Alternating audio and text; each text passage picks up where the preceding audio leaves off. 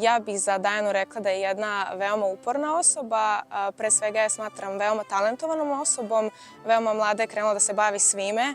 Znam da je pored glume da se bavila i pevanjem, još išla na ples i stvarno mogu da kažem za nju da je uzor celom našem razredu. Dajana kao devojčica je jako razdragana, vesela, puna pozitivne energije, voli da se druži, druželjubiva, humana je, voli svakome da pomogne.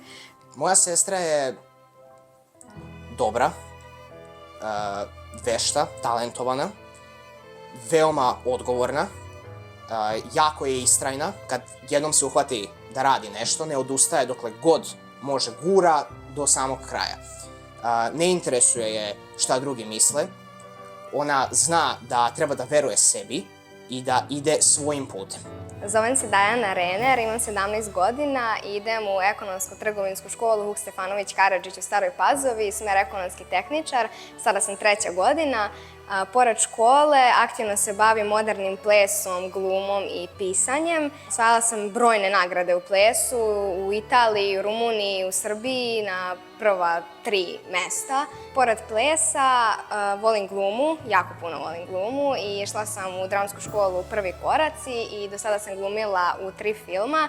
Čekaj me, vratit ću se, Karma i Putnik. Najviše ubedljivo u ono što ja vidim da njoj leži i što voli sveg srca jeste ples.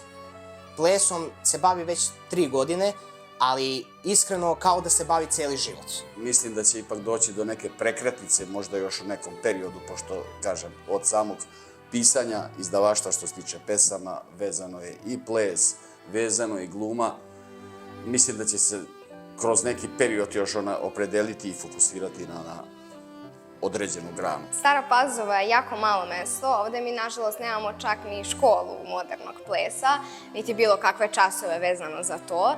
Ali jednostavno želim da imam neko ko će mi pokazati put, ko će mene usmeriti, ko će mi reći ovo je dobro, ovo nije dobro, ovo treba ovako, ovo ne treba ovako. Ili ko će mi reći kad ideš na takmičenje, obrati pažnju na to i to.